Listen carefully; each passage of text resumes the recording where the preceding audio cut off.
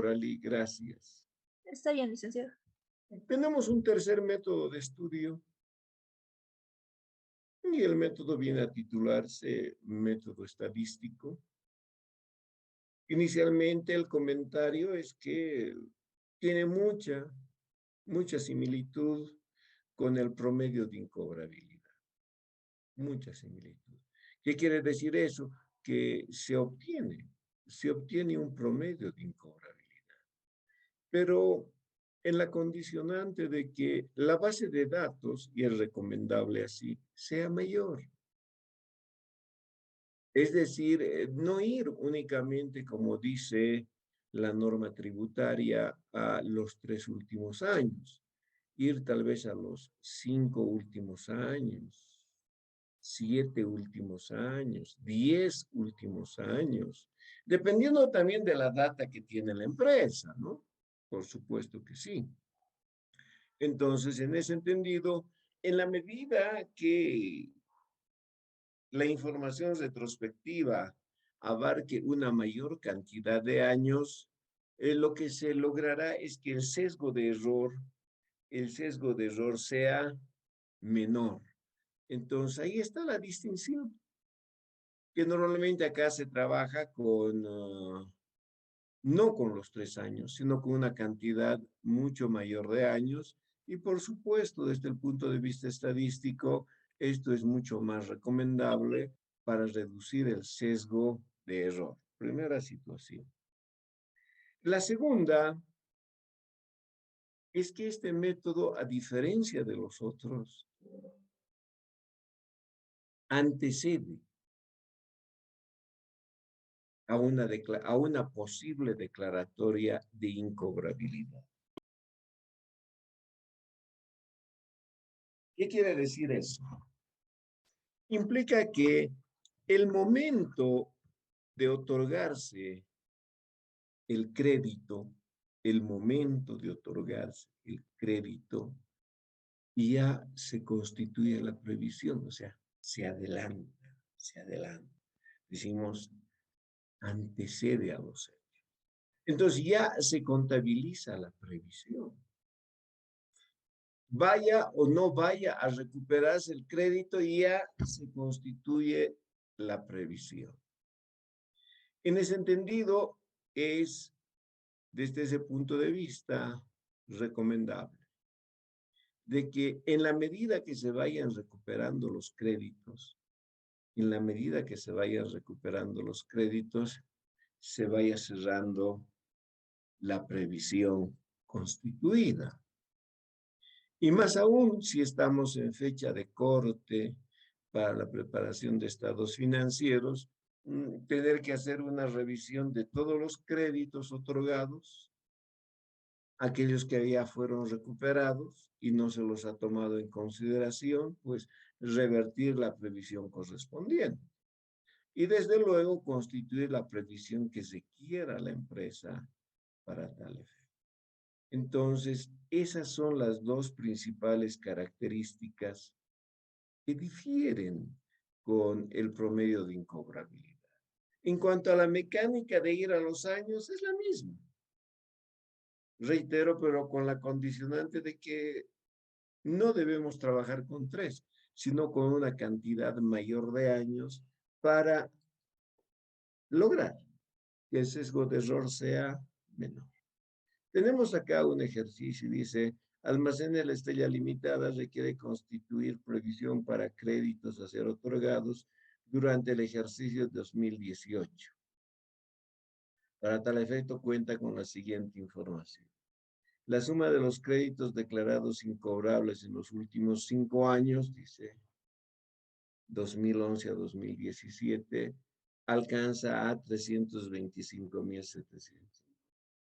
La suma de los créditos otorgados en los últimos 5 años a 4,826,200.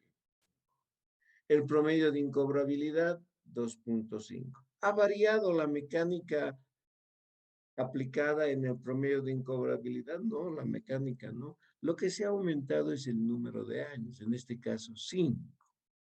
Y no me voy a cansar de ser reiterativo. En la medida que tengamos una mayor cantidad de años, nuestro sesgo de error será menor.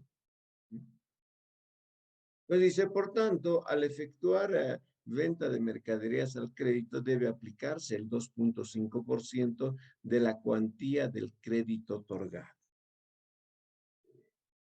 15 de enero de 2018,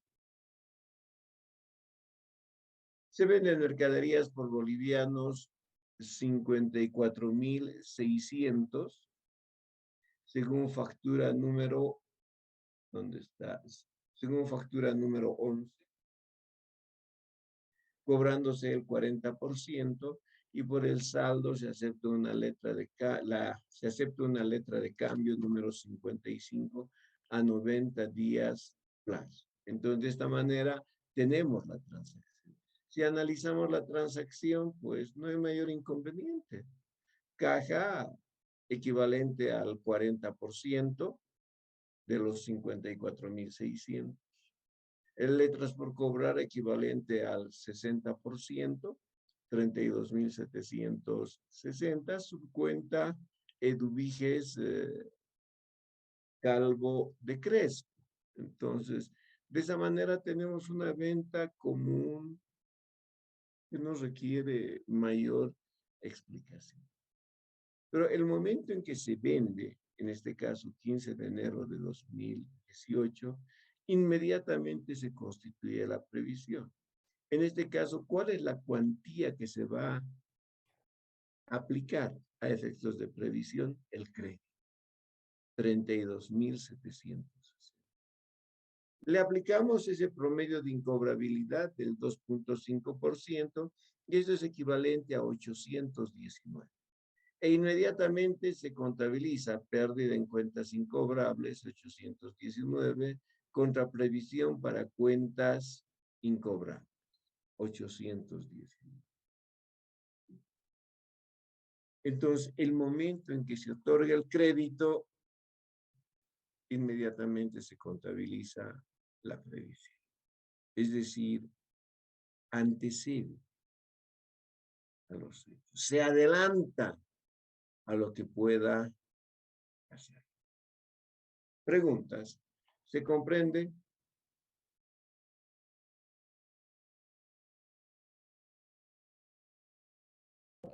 Licenciado, ¿podría explicar un poquito más sobre la medida de que se vayan recuperando los créditos?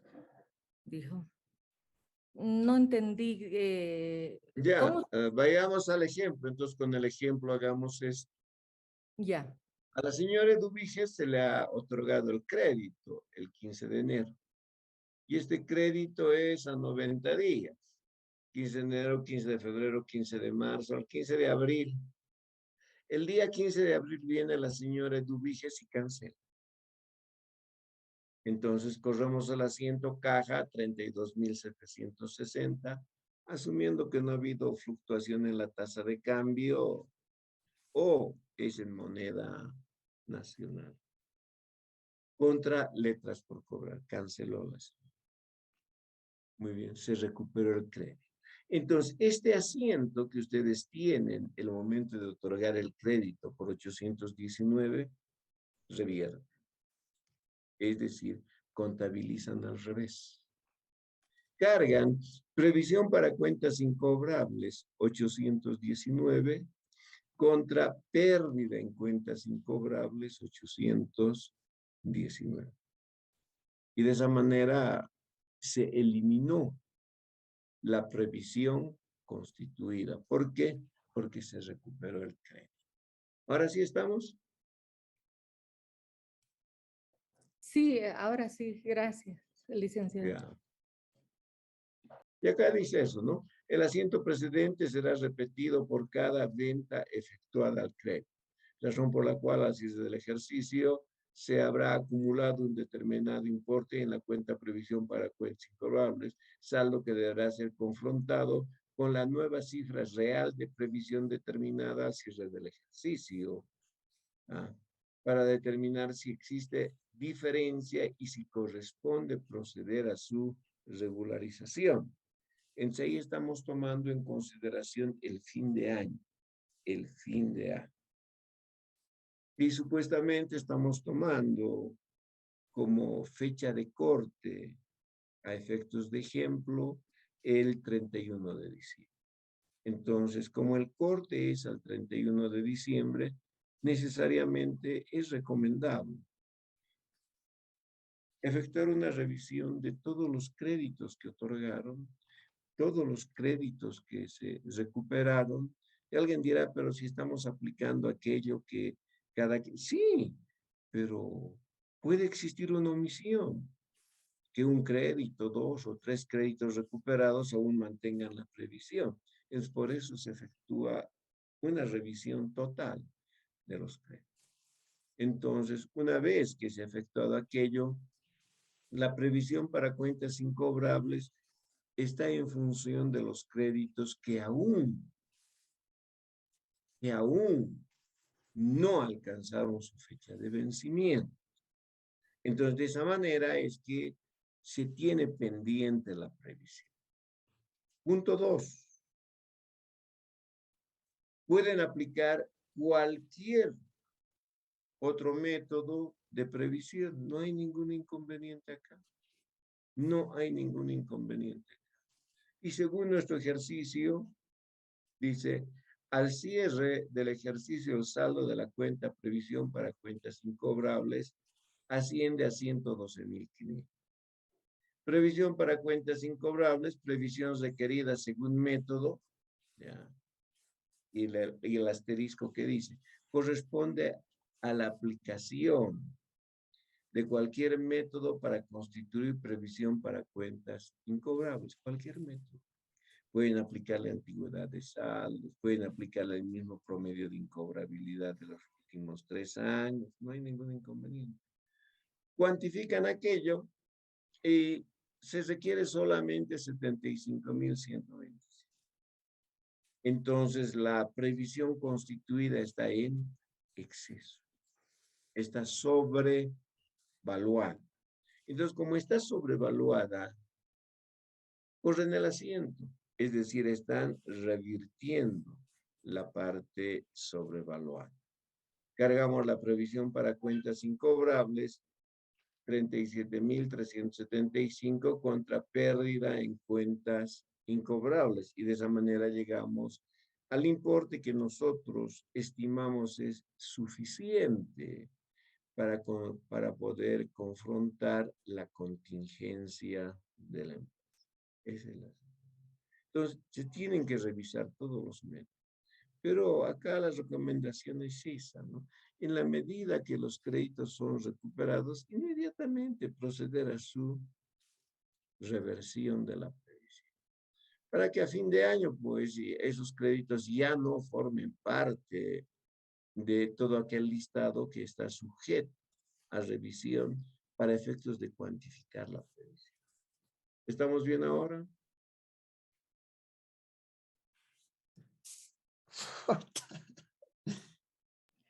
Licenciado, en Sí. caso de que...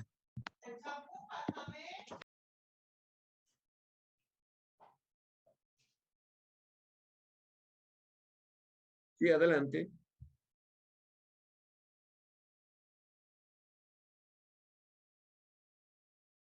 ¿Sí? ¿Alguien va a preguntar? Licenciado, yo estaba preguntando, pero lo quité. En caso de que no haya sido cancelado todos los créditos, igual se puede hacer el cierre, igual podemos hacer un cierre. Tiene que darse el cierre. Hayan o no cobrado los créditos, sean vigentes o no sean vigentes, hayan sido declarados incobrables o no hayan sido declarados incobrables. La fecha de corte de la empresa es 31 de diciembre. Es al 31 de diciembre hacemos ese corte, pero como les dije el otro día, es un corte nominal, nominal. Porque en realidad la empresa sigue trabajando el 31, el 1 de diciembre, pues es el 1 de enero es feriado, 2 de enero sigue trabajando, 3 de enero, 4 de enero y finalmente todo el año. El corte que nosotros realizamos es de carácter nominal.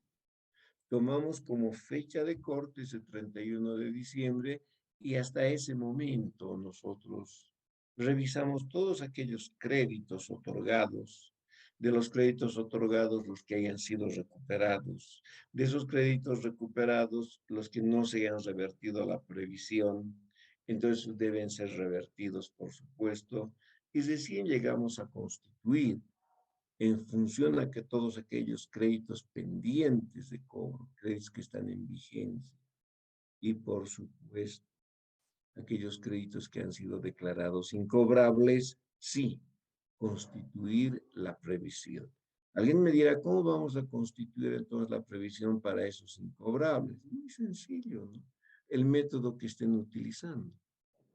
Entonces, si trabajan con el estadístico, estarán yendo de la mano, digamos, con el método de la antigüedad de saldo. O tal vez estén tomando en consideración adicionalmente el promedio de incobrabilidad del decreto 24051.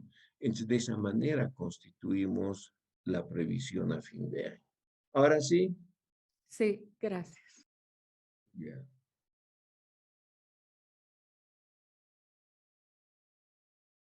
Acá tiene una situación inversa, dice, con base en el supuesto anterior, al cierre del ejercicio, el saldo de la previsión para cuentas incobrables asciende a 112.500. La previsión para cuentas incobrables como cuantificado. La previsión según el método requerido es 121.808.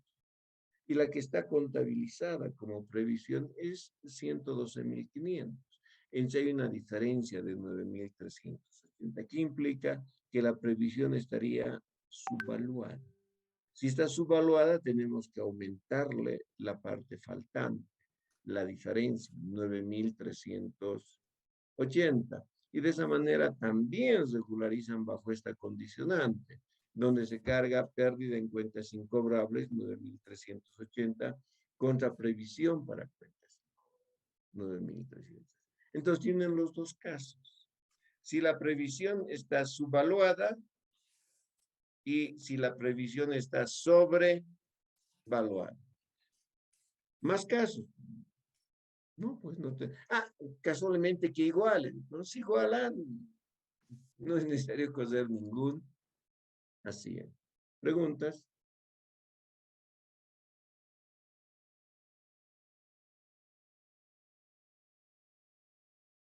Bien, asumo que se comprende. Sirley, numeral 8.8.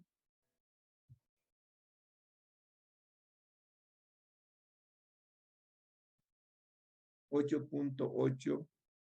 Sirley.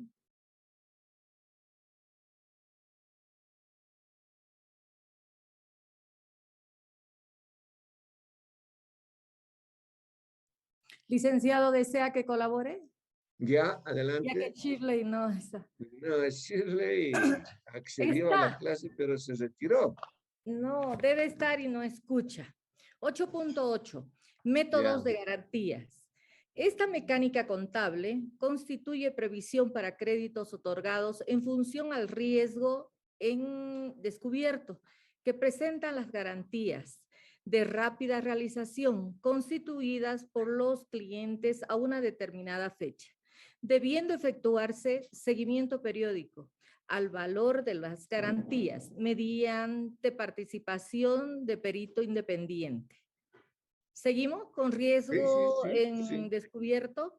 Riesgo en descubierto es el equivalente en términos de unidades monetarias que corresponde a la parte de un crédito otorgado, no coberturado por la garantía constituida. Y ya viene lo de Almacenes La Estrella, que requiere constituir previsión para créditos otorgados durante el ejercicio que está a continuación, ¿no? Ya, Para muy tal bien, gracias, mi efecto, estimada Teresa. ya, gracias. Estamos hablando de otro método, el método de las garantías. Es el método que utiliza particularmente toda entidad de intermediación financiera. No estoy diciendo que es exclusividad, no, no, no, no es exclusividad. ¿Qué más utilizan en actividades de intermediación financiera? Sí, pero cualquier otra empresa con una actividad diferente y que otorga créditos, realiza venta de sus bienes o venta de sus servicios al crédito, puede aplicar tranquilamente el método de garantía. ¿Qué implica este método de garantía?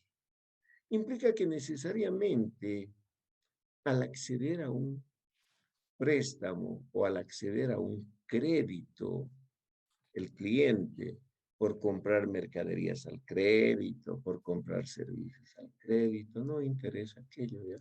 Pero al acceder a ese crédito, necesariamente tiene que presentar documentación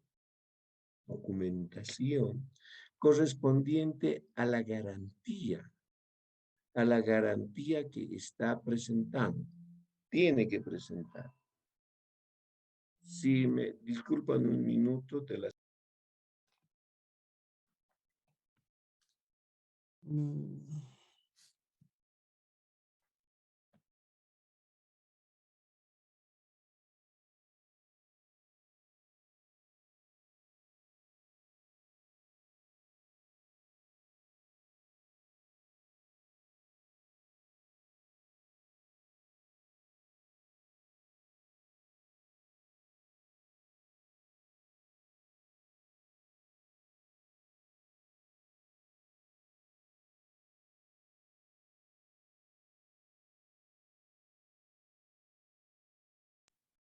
Muy bien.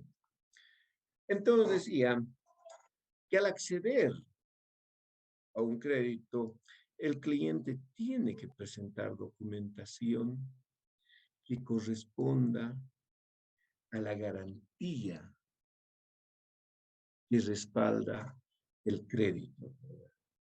Normalmente, en estos casos, suelen trabajar con garantía hipotecaria.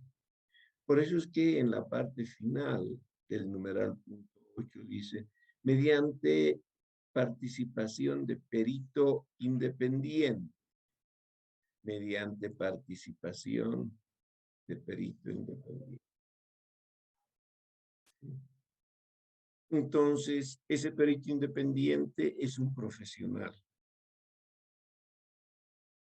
mínimo con grado de licenciatura. Y normalmente cuando hablamos de estas garantías que son obras civiles, son hipotecarias, como decimos, los encargados de hacer la evaluación de estos bienes son arquitectos o también pueden trabajar, no hay ningún inconveniente, ingenieros civiles. Los dos profesionales están habilitados para poder fungir como peritos independientes. Segundo, el riesgo en descubierto. ¿Qué es el riesgo? Riesgo, la posibilidad de perder, ¿no? Puede ser en descubierto. Es la parte del crédito que no está coberturado por la garantía.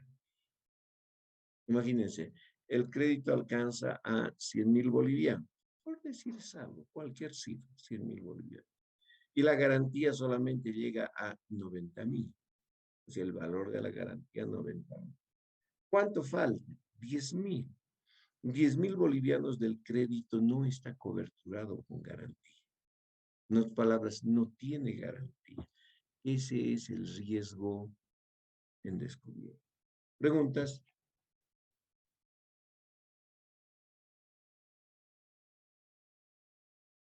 Ninguna, licenciado. Ya.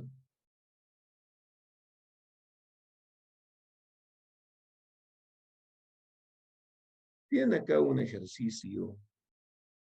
Dice Almacenes La Estrella Limitada, estado de garantías constituidas. Es decir, que ya presentaron la garantía, ya presentaron. El momento que estaban accediendo al crédito, presentaron. Y tenemos 2, 4, 6 clientes de la empresa.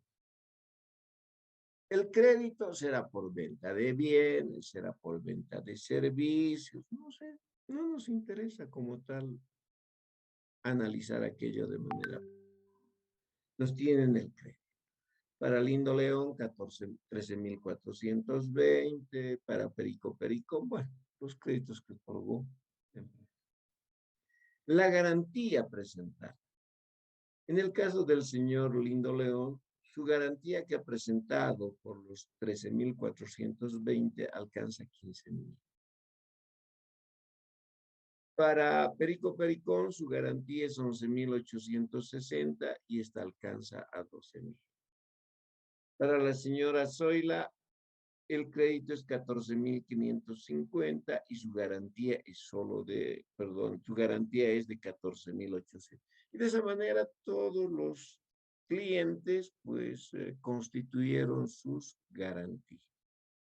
La relación garantía-crédito para Lindo León es 1.12. ¿Alguien me puede decir cómo hemos obtenido ese dato? Se dividió 15,000 entre 13,420. Ya, muy bien, Edson. Sí. Entonces, de esa manera vemos que la relación garantía-crédito. Muy bien.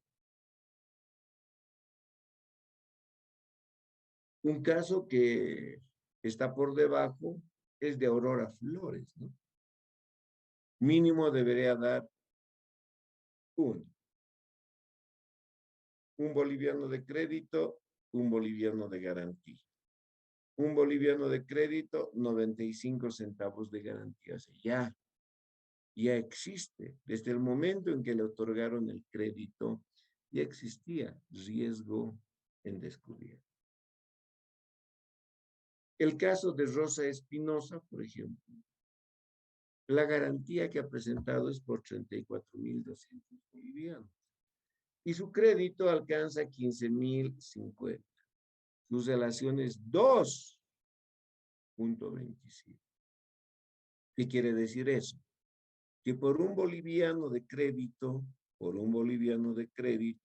la garantía alcanza a 2.27 bolivianos. Esa es la relación. Por un boliviano de crédito, la garantía es 2.27 bolivianos. ¿Comprendida esta parte? Sí, licenciado. Ya. Seguimos. Al 31 de diciembre de 2018, la empresa procede a practicar un nuevo avalúo a las garantías presentadas por los clientes con la finalidad de constituir previsión para aquellos créditos que su respaldo, garantía, no alcance a coberturar el crédito. Es decir, primero, aplicar nuevo avalúo. Hacia el término es nuevo para nosotros en este tema. Algo hemos comentado el año pasado cuando hacíamos la práctica. Y en la práctica, pues, teníamos una donación de una movilidad a la empresa y esa movilidad, pues, se la tuvo que revalorizar. Entonces ahí comentamos algo muy sucintamente. Ahora también voy a comentar así de manera sucinta. ¿Por qué? Porque tenemos el tema. Tenemos el tema para tratarlo, pero con lujo de detalle. Es el tema número 13, revalorización técnica de bienes. Ahí vamos a comentar. Pero acá hablaremos no de la revalorización, hablaremos del avalúo. Normalmente siempre hay la posibilidad de que tiendan a confundir entre revalúo y avalúo, ¿no? Muy bien. El revalúo se aplica a personas jurídicas, empresas legalmente constituidas, que poseen obras civiles, edificios, terrenos, galpones, correcto, que poseen movilidades, maquinaria, computadoras, muebles, sí, todos los bienes de uso están sujetos a una revalorización, pero la revalorización es aplicable a personas jurídicas, empresas legalmente constituidas. En este caso, ninguno de los clientes que estamos presentando, ninguno de los clientes es persona jurídica. Todos los clientes son personas naturales, son personas naturales. Entonces, no corresponde que a estas personas naturales se aplique una revalorización, se aplica un avalúo. Ahora, que la revalorización y el avalúo tengan el mismo procedimiento, arriben al mismo objetivo, esté desarrollado por los mismos profesionales, arquitectos o ingenieros civiles, ciertísimo, ciertísimo. Por eso que tal vez ahí radique la posibilidad en que se pueda confundir revalúo con avalúo. Sí, sí, puede ser ahí. Entonces, en ese entendido, este avalúo desarrollado o efectuado por esos mismos profesionales tiene por finalidad establecer un valor de mercado a esa fecha, un valor de mercado. O si gustan, podemos utilizar el término también de valores corrientes. Decir valores corrientes es simplemente comparación con valores de mercado. Entonces, de ahí también surgen expresiones técnicas como la revalorización técnica es una actualización a valores corrientes. Sí, sí, sí, correcto, sí, sí, porque se están comparando con valores de mercado, hay una comparación. Podemos decir valores de mercado o valores corrientes, no, no hay ningún inconveniente. Entonces, lo que se logra con el avalúo es establecer a través de estos peritos el procedimiento que aplica, su experiencia, digan cuál es el valor, lo que técnicamente, bueno, dejaremos eso. ¿Cuál es el valor de ese bien constituido en calidad de garantía el día 31 de diciembre de 2017? En ese momento se recibe el informe de estos peritos y se establece cuál es el valor. Pero, por favor, en esta parte, por favor, así sea avalúo. Antes esta partecita más. ¿Por qué avalúo? Porque no tiene una referencia contable la persona natural. Y normalmente existe susceptibilidad respecto del valor del bien que está entregando en calidad de garantía. Las cosas hay que decirlas por su nombre. En gran parte de los casos compran una movilidad y le dicen, señor vendedor, no pues, la movilidad estoy comprándole en $50,000. Y firmaremos el papel por 40. Están comprando el inmueble en $200,000. Señor vendedor, firmaremos por 170,000. Yo le voy a pagar, pero firmaremos por 170,000. En varios de los casos se ha visto de que no necesariamente el valor incorporado en los documentos de transferencia sea el valor real, sea el valor de mercado de ese momento. ¿Ya? Ahora, en la actualidad, ¿qué acontece? También hay que decir esto. En la actualidad acontece de que compran ustedes o yo, o compramos la movilidad y nos dicen $25,000 la movilidad. Sí. Y muchas veces quieren seguir con la versión de que les rebajemos. No. El momento de pagar el impuesto,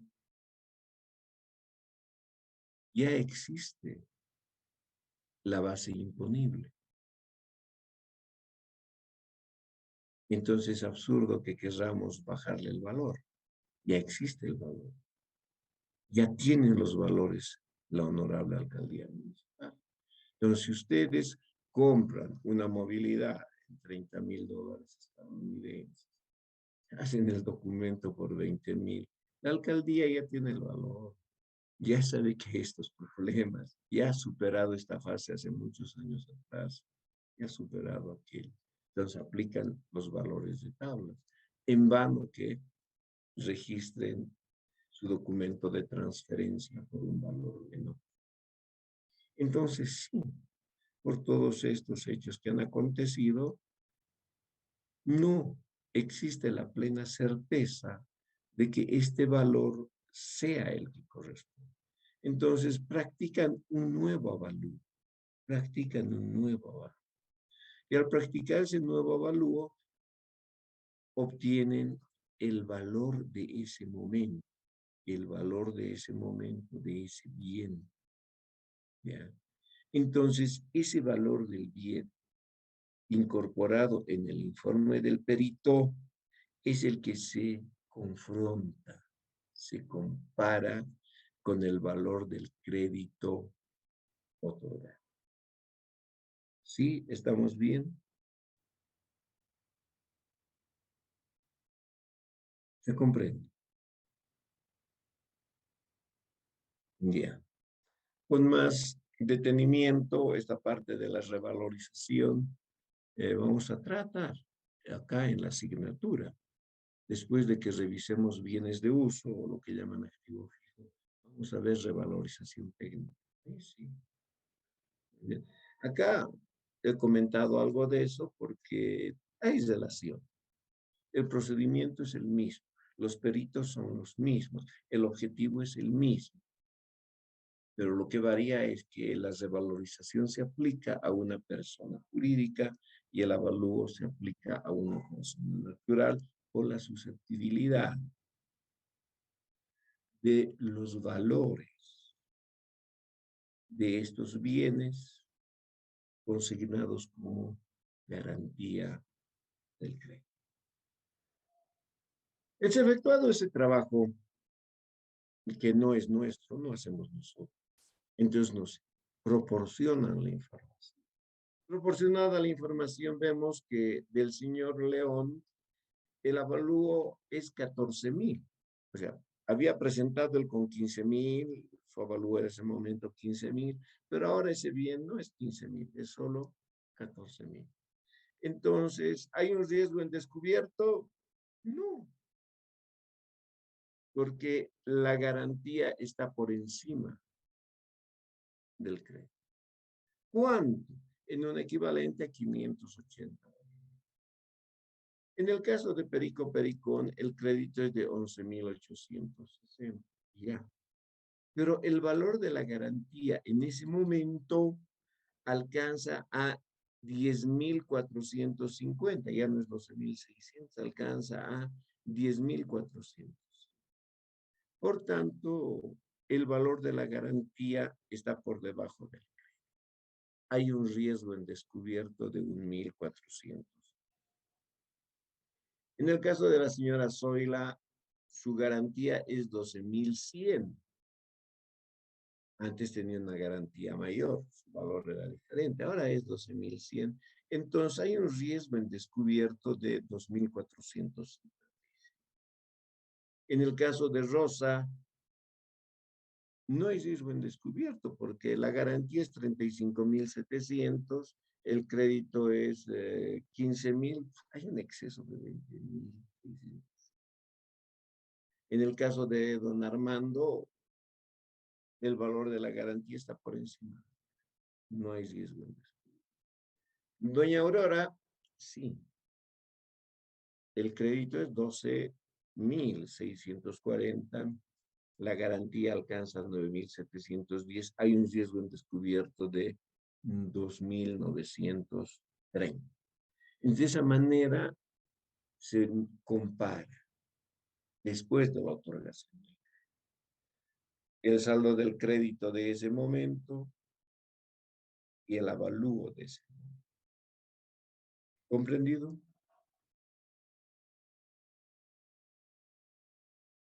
Sí, licenciado. Sí, Ya. licenciado. Dice, efecto del avalúo de garantías constituidas establece que al cierre del ejercicio 2018, la cuantía de la previsión a ser constituida alcanza a 6.795 bolivianos. ¿Y qué representa eso? 1.410 de Perico Pericón, 2.455 de la señora Zoila y 2.930 de Aurora. Por tanto, la deficiencia, porque falta deficiencia, la deficiencia de bolivianos 6.795, pendiente de registro en la cuenta previsión para cuentas incobrables, debe ser incorporada a dicha cuenta para coberturar contingencias. Y el asiento que corremos, pérdida en cuentas incobrables, 6.795, contra previsión para cuentas incobrables, 6.795. Y de esa manera se ha subsanado, y vale el término, el riesgo en descubrir. Pero que sigue existiendo riesgo, sigue existiendo, sigue existiendo. Y si no pagara la señora Aurora Flores, no pagara la señora Aurora Flores, ya sabemos que al realizar la garantía, es decir, al vender la garantía, porque tiene que hacer eso. La empresa ha recibido el bien en garantía, tiene en su poder los documentos. Tiene que venderlos. No le queda otra. Si es un banco, no puede tener por más de 6 meses los bienes adjudicados por incumplimiento de pago de crédito. Tiene que vender. Los tiene que vender en subasta pública. En la subasta pública lo que van a buscar como mínimo,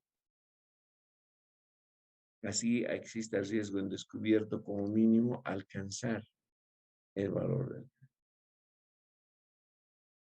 Si la situación es todavía favorable y al realizar este remate el valor es mayor, esa diferencia en exceso debe ser devuelta al cliente. Y nosotros como auditores pues debemos obrar bajo esa condición. ¿Por qué? Porque tenemos en nuestra norma nacional de contabilidad número 1, principios de contabilidad generalmente aceptados. Ahí tenemos el postulado básico, la equidad. Y el servicio que nosotros prestamos, ¿qué implica? Que debe ser objetivo, debe ser imparcial. Ah, bien, perfecto. Este señor debe 50.000 bolivianos, sí, es incobrable, sí, pero su garantía se la ha vendido, se la ha realizado, realización, convertida en efectivo, se la ha realizado en 80.000. Por tanto, se le debe devolver los 30.000. Tiene que devolver. Eso es obrar con objetividad. Lo que nosotros decimos, eso está en función a nuestro postulado básico, la equidad. Situarnos entre intereses opuestos, al medio, entre intereses opuestos, y aplicar un criterio bajo esa condición de objetividad, de imparcialidad. Muy bien, ¿preguntas?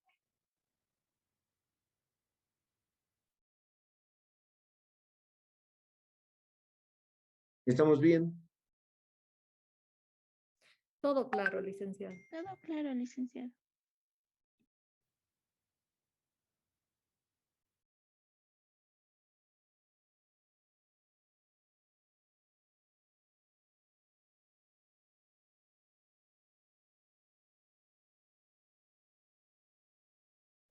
Bien, entonces tendríamos en puertas el tema número 6, ¿correcto? 5, licenciado. 5, licenciado. 5, 5, 5, 5, 5, 5. Letras por cobrar, tema 5. Letras por cobrar. Y ahora estamos en el tema 4, ¿correcto? Sí. Muy bien.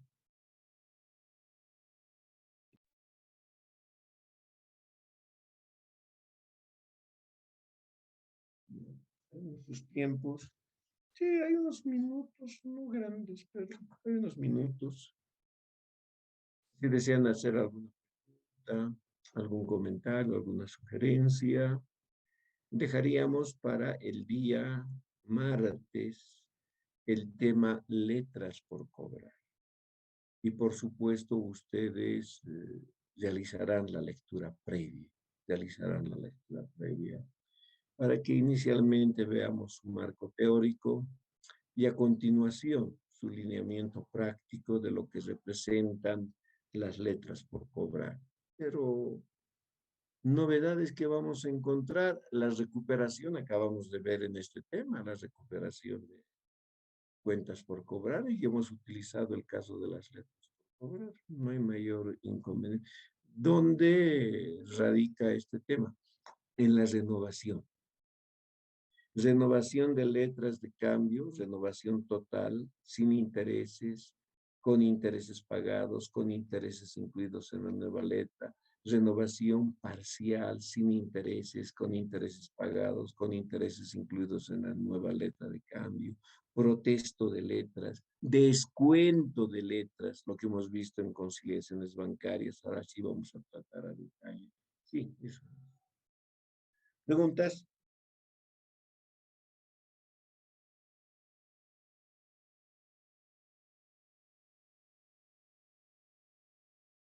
Muy bien, asumo que todo está comprendido. Nos encontraremos, señoritas jóvenes, el día martes, 9 de la mañana, para revisar letras por cobrar. Que tengan un buen fin de semana. Hasta luego, Licen. Gracias. Que les vaya Gracias, bien, licenciado. Y hasta Gracias. luego. Buena semana.